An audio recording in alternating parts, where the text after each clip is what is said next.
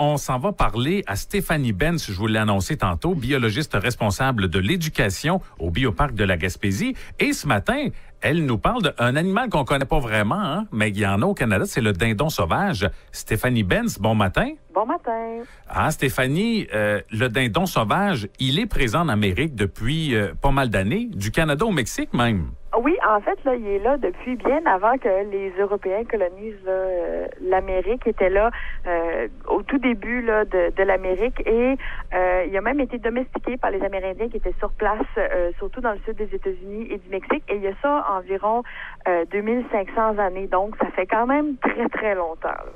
Et il est très chassé, le dindon sauvage? Oui, en fait, il a été chassé intensivement, presque à l'extinction dans certains endroits.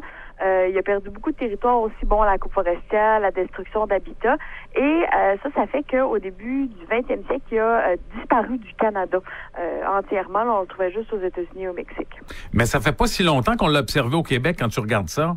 Oui, en fait, là, la première observation officielle au Québec, c'est en 1973.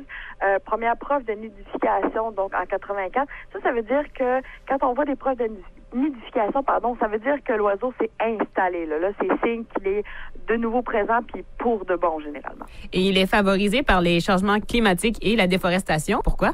Oui, en fait, tout comme le cerf de Virginie, le fait des changements climatiques, ça va diminuer l'épaisseur de neige, donc faciliter les déplacements de un, mais aussi faciliter l'accès au grain. Donc, lorsque les agriculteurs vont ramasser le grain à la fin de l'été, ils vont laisser du grain au sol et comme la neige est moins épaisse, c'est plus facile autant pour le dindon que pour le cerf de Virginie d'y avoir accès et donc de se nourrir durant l'hiver. On parle aussi de relocalisation dans certaines régions du Québec où il est déjà présent. En fait, là, bien présent en Montérégie, en Estrie, en Outaouais, au centre du Québec. On l'observe aussi à d'autres endroits comme les Laurentides, la Naudière, en Mauricie, en Chaudière-Appalaches. Donc, il commence à prendre de l'ampleur et dans certains endroits, on a voulu aider les populations à bien s'établir. Donc, on a pris certaines populations à des endroits puis on les a relocalisées ailleurs. Et ça, c'est surtout dû à des pressions de chasseurs parce que c'est un animal qui est adoré pour la chasse. D'ailleurs, au Québec, la chasse a ouvert en 2008 et les gens aiment beaucoup, beaucoup chasser le dindon.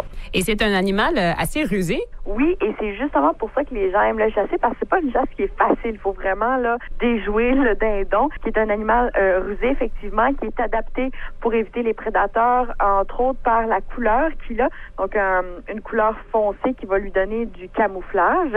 Et ce qu'on sait pas, c'est que même si c'est un gros oiseau, on parle entre 11 et 11 kilos environ, là, c'est quand même une grosse bête. Oui. Il peut voler sur de courtes distances et assez rapidement, là, on parle de plus de 80 km/h. Ben, voyons donc. On n'imagine pas ça quand on voit un gros dindon. Et le soir, en fait, les dindons vont aller se percher dans les arbres, question justement d'éviter les prédateurs. Donc, ils volent juste en bas de la limite permise, hein? C'est 90, c'est sur la 132 ici. Ben oui.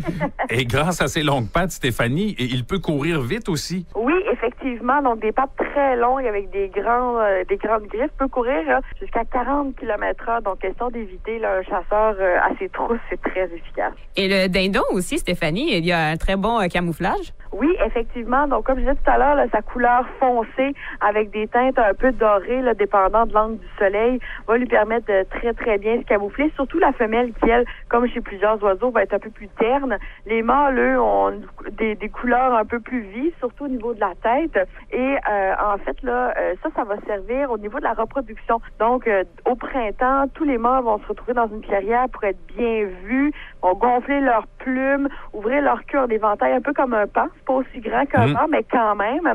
Et la peau de la tête là, va devenir encore plus rouge et gonflée. Donc, c'est pas particulièrement beau pour nous, mais les femelles dindons aiment bien ça.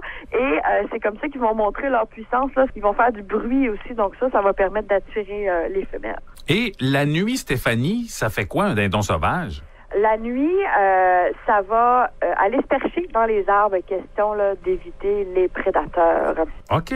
Et c'est un animal grégaire. Expliquez-nous, c'est quoi grégaire? Grégaire, ça veut dire un animal qui vit en groupe un peu comme nous. Donc, c'est des animaux qui vont former des petits groupes durant l'été, mais peuvent former des groupes jusqu'à 50 individus durant l'hiver. Ça a de l'avantage au niveau de la protection, au niveau de la facilité à trouver de la nourriture. Donc, il y a beaucoup d'animaux comme ça, justement comme le cerf de Virginie, qui vont se regrouper durant l'hiver, et le dindon fait la même chose. Ben oui, c'est ce que j'allais dire, Stéphanie. Il y a quand même beaucoup de points en commun avec le cerf de Virginie, on dirait. Effectivement. Ben, c'est des animaux qui utilisent sensiblement les mêmes territoires, donc, veut pas, là, les adaptations se ressemblent. OK. Ben, Stéphanie Benz, je pense qu'on va te souhaiter un joyeux temps des fêtes. Puis, merci à vous aussi. On veut te remercier d'être là depuis déjà plusieurs années avec nous pour ta chronique qui est beaucoup appréciée des gens de la Baie des Chaleurs. Merci à toi, puis bon temps des fêtes. Merci, ça fait plaisir. Un bon temps des fêtes. Puis s'il y en a qui veulent en apprendre plus sur le dindon, mais surtout sur la dinde qu'ils vont manger à Noël, oui. On a un blog qui sort là, sous peu justement sur ce sujet. Bon, ben c'est à surveiller. Merci Stéphanie Benz. Bye-bye. Merci à vous aussi. Joyeuses fêtes.